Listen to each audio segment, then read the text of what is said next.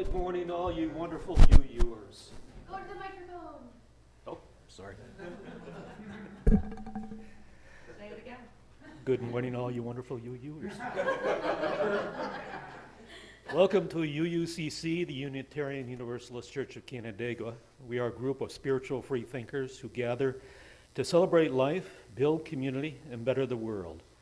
Wherever you are on your spiritual journey, you are welcome here. I'm Kevin House, your worship associate for this morning, and our service will be led by Carrie Teague. Welcome back, and thank you to Scott Wright for providing music for us this summer.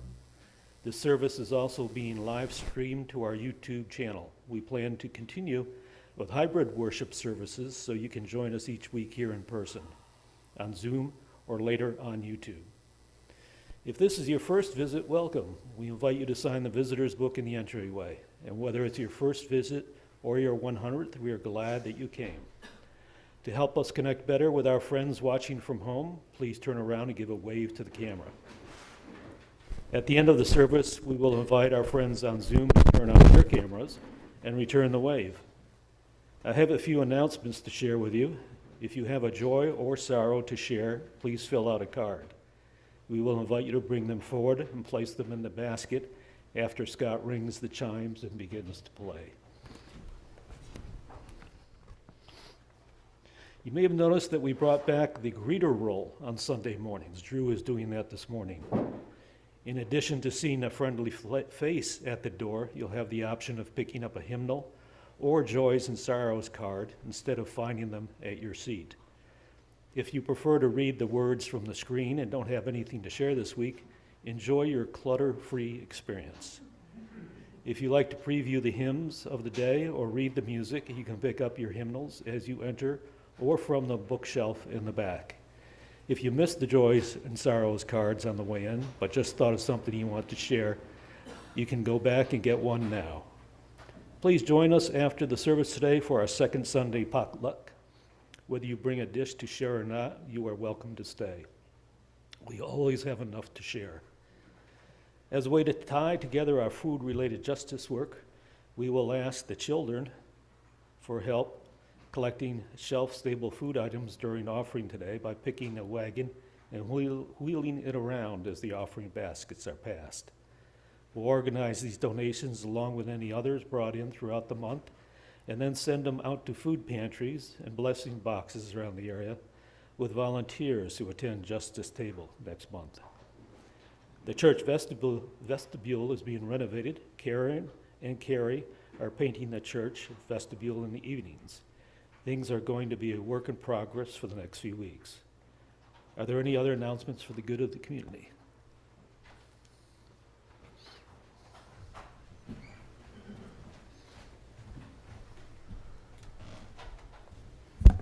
After a long and extensive attempt to get people to sign up to bring things for coffee hour on the not potluck weeks, we have a new idea that we'd like to try.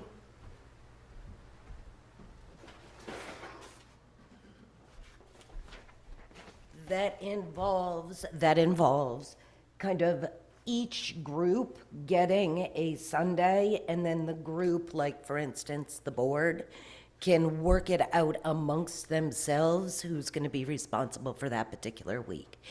Signing up didn't work at all. We will reach out to the boards or the groups to kind of make sure that we're all on the same page, and we'll see how this works. Maybe it'll work better than the last method, maybe it won't, but we'll see.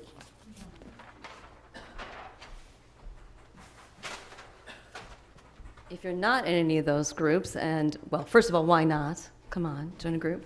But if you're not and you want to be part of hospitality, just pick which week it is that you'd like to bring things for and talk to that group. I'm still on the lookout for anybody who's got a carpet shampooer, a home carpet shampooer that we can borrow for the couple of spots on the carpet that have gotten big coffee spots. If nobody has one that I can borrow to do those, you're certainly welcome to, if you've got one and you want to clean those spots yourself, Godspeed. But if we can't find one, I'll rent one, and we'll take care of those. But it doesn't need a whole clean like last year. It just needs a spot cleaned. Yeah, and we're still looking for a couple more folks to be greeters, so if you're interested, let me know. I think that's it.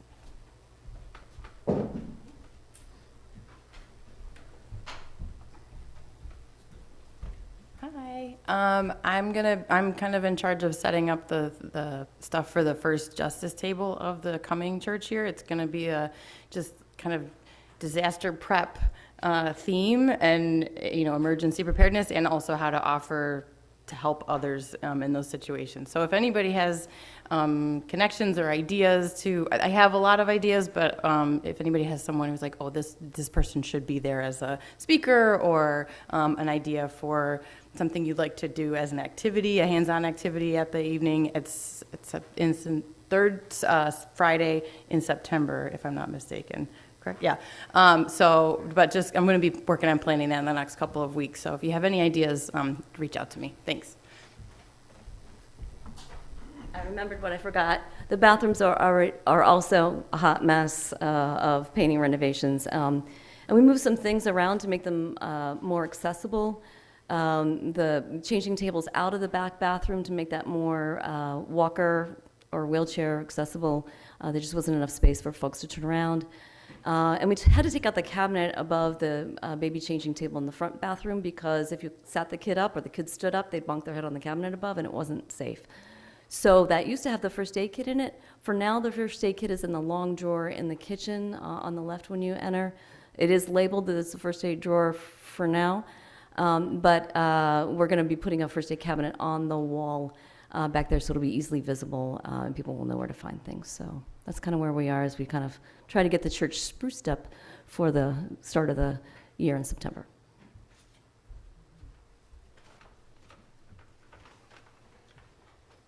We now enter a space of worship.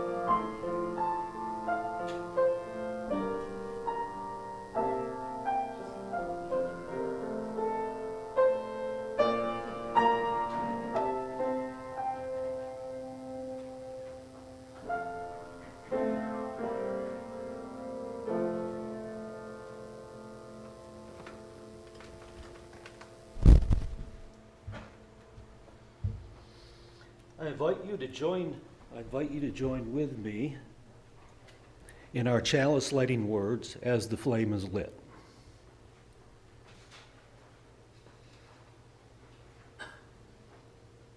We gather in this hour as people of faith, with joys and sorrows, gifts and needs.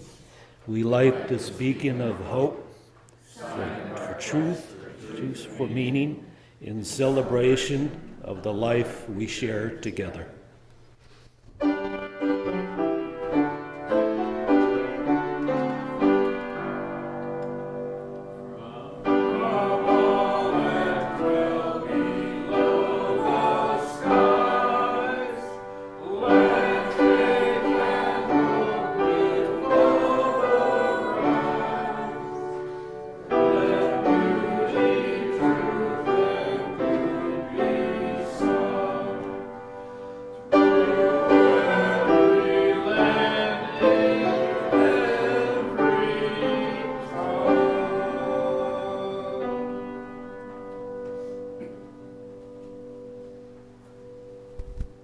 Good morning.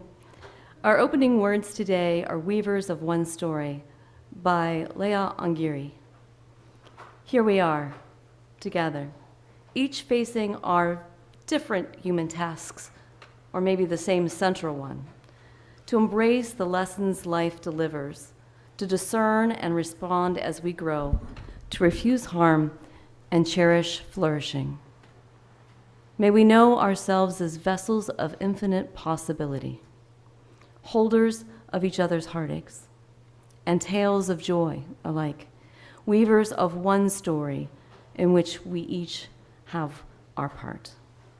Please rise in body and spirit and join in our opening hymn, When We Wend Homeward, number 277 in the Gray Hymnal.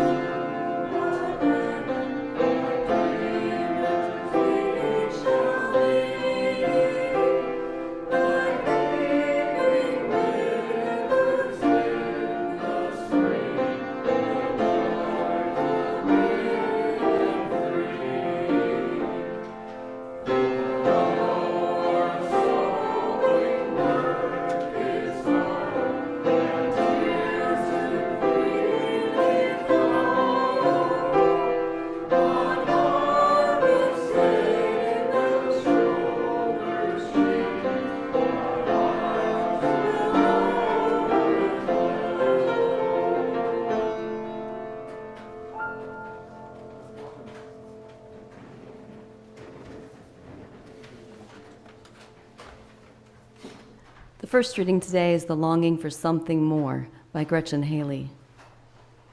Every little thing that breaks your heart is welcome here. We'll make space for it. Give it its due time and praise for the wanting it represents, the longing for something more. Some healing hope that remains not yet. We promise no magic, no making it all better, but offer only the circle of trust, this human community that remembers, though imperfectly, that sings and prays, though sometimes awkwardly, this gathering that loves, though not yet enough. We're still practicing, after all, still learning, still in need of help, and partners still able to receive all this beauty and all these gifts we each bring, not on our own, not for ourselves alone, but side by side, spirits rising and expanding together. That's the end of the reading, but I thought we might spend a little bit of time sharing what thing is breaking your heart that you still hold out some hope for. I'll get us started. My son's addiction. Just shout it out. Something that breaks your heart that you have hope for.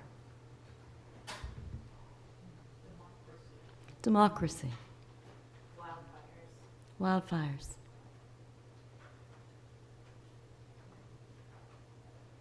Not accepting others from other countries. Not accepting others from other countries. Water.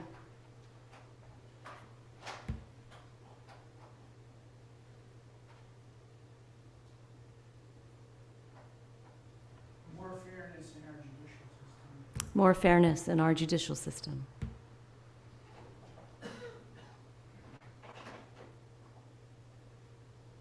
Thank you for sharing that.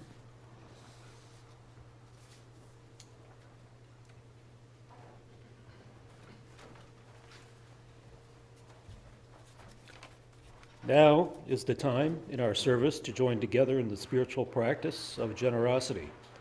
Our gifts of both time and money support our church in its work.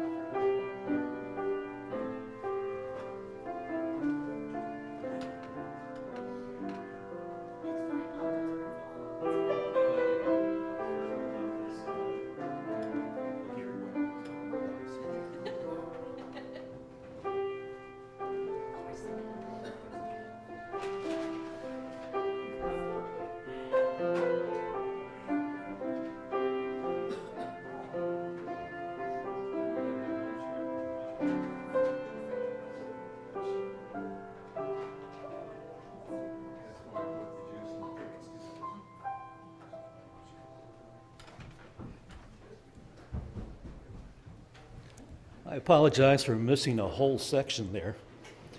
Each week, we'd like to spotlight a group or committee and thank them for their gift of time.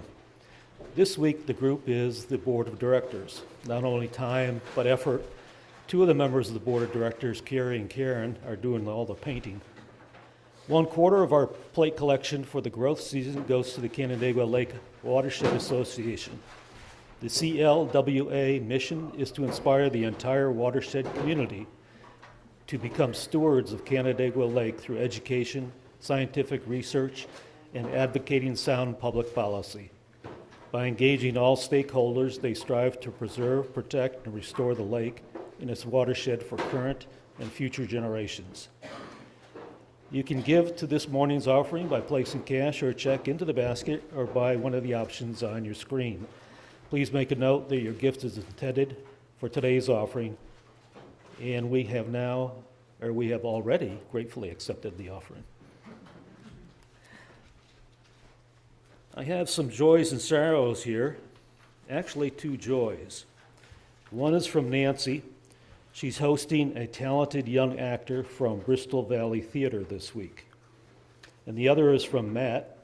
Eli's band Furniture had a very successful gig as a supporting act at Peacemaker and was invited back by the owners.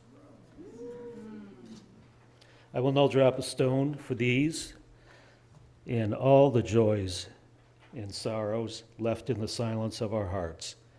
Whatever is in your heart today, we are with you.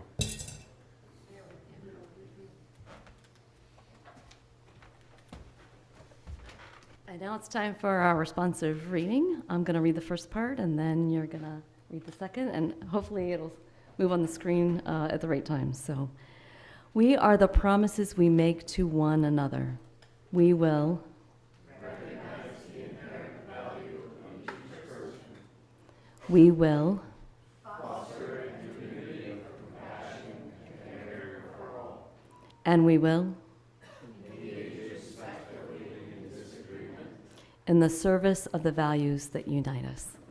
Thus we covenant with each other and above all. Now is the time for centering, followed by shared silence. And of course, by shared silence, we mean the absence of grown-ups talking to one another, and not the noises our kids make. So let us get comfortable in our seats. Wherever you are, let your breathing slow down. Your eyes fall closed, and take a few moments just to be. Take a deep breath in and let it out.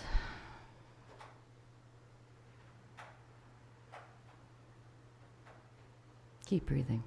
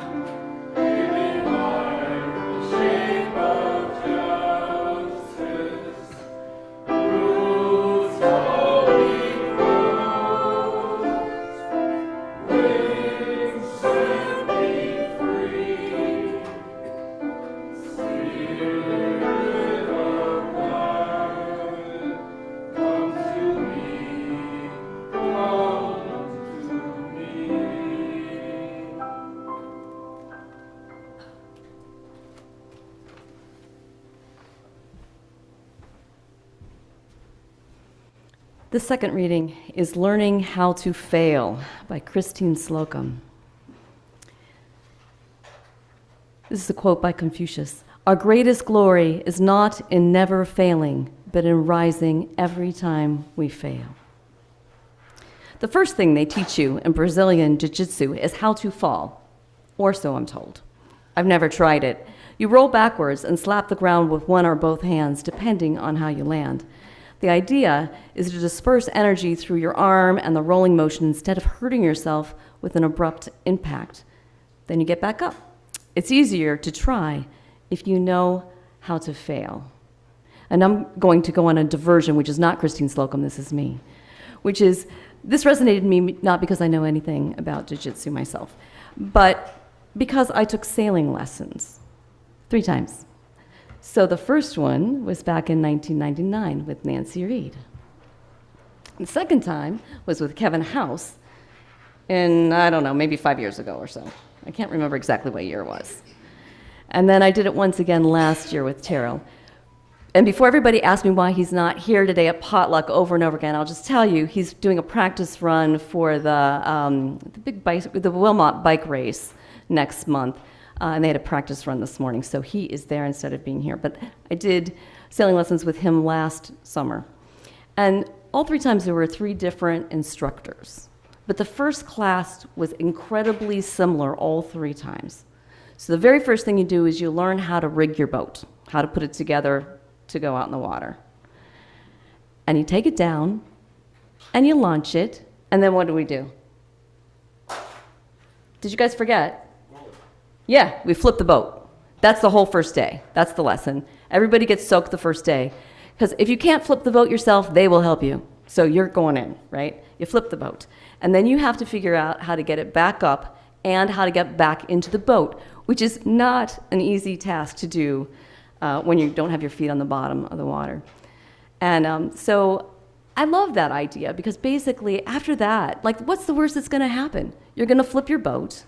And you know how to get out of that. So then you feel free to screw up all the things that you're supposed to be doing while you're sailing because you know if you mess it up, you know, you'll be okay. I guess that doesn't really apply if you run into the Canandaigua lady, which actually often would like travel down while we were doing the sailing lessons because it went fairly close to the yacht club. So yeah, that would be worse. But pretty much that's how I think about most things, which is what's the worst that can happen? How would I deal with that? I'm like, oh, anything better than that's a bonus, right? So, all right. So this reading resonated for me because I had that experience, which is different, but same vein. So going back to Christine Slocum, how do we strategize failure? Mostly, we avoid it. Failure is painful. It always costs something: money, opportunity, relationships, respect, etc. Add to that stigma because our society has a nasty habit of transferring the evaluation of circumstances to the evaluation of the worth of the people experiencing them. Isn't that the case? Ugh, I'd rather not. I'd rather insulate myself with a cushion of backup ideas. What if I failed? It feels so threatening. Risk aversion and perfectionism are hallmarks of white American culture, and I am, this is Christine Slocum still, in fact, white. White supremacy culture tells me that I'm only good if I'm perfect, treating all falls as hard stops. I initially chose a very institutional, predictable occupation, academia. I spent a couple years being the square peg in the round hole. It felt safe. I stayed with it longer than I should have, for fear that anything else was a failure. Eventually, sitting in my cubicle, it occurred to me, I don't have to do this. I could fail by those metrics and do other things in my life, and it would be okay. Quitting graduate school felt like jumping off a professional cliff into an abyss. What was afterwards? Would my career be okay? I had no idea. I couldn't do it until I was willing to risk failure. And now I have a meaningful job serving my community, and I wouldn't be here if I didn't fail first. We can avoid failure or try to roll with whatever the consequences are, trusting we're worthy, all the same. I am learning how to hit the metaphorical ground in such a way to get back up. I wish I had learned that first. And now I'm going to digress to what I'm talking about, which is when I look around this room, I see a whole bunch of people who aren't afraid to take risks. Some of them are very public, like running for mayor. And it paid off well, but it was a huge risk, right? And some of them are much more quiet adventures, opening your heart to love after bearing 2 husbands. There are stories with almost everyone in this room of being brave, standing up and doing something that's truly meaningful in their hearts. And it wasn't easy, right? We know it's not easy. And I was thinking about Tara when I was thinking about like who's done things that really like make my heart sing because you took risks. And for those of you who don't know, my husband Terrell, he worked for L3 Harris, right? Making military equipment until a couple of years ago when he couldn't stomach it anymore. And he had been doing his side business. He likes to make things that are useful.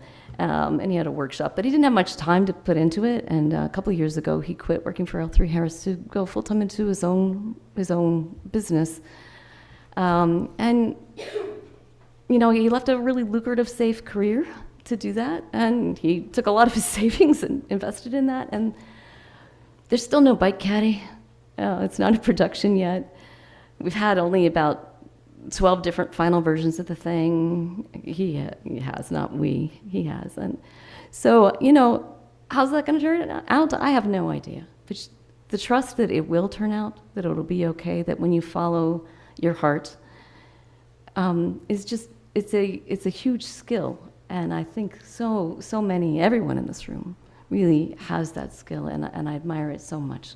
People who are brave and are willing to take their risks for what they believe in and who they are. So,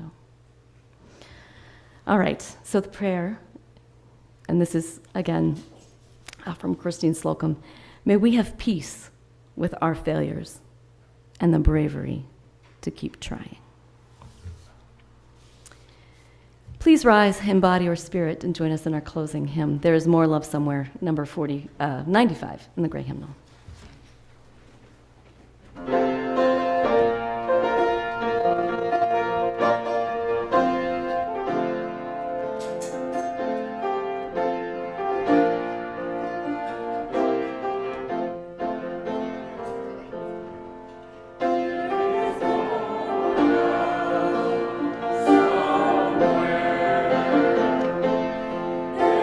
is more love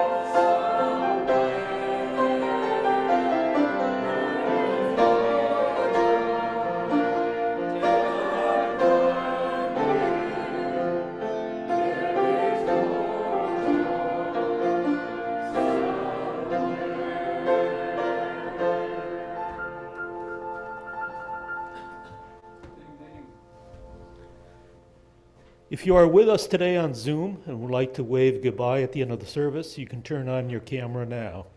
Please join me in our words for extinguishing the chalice. We extinguish this flame, but not the light of truth, the warmth of community, or the fire of commitment. These we carry in our hearts till we are together again. Stay for potluck.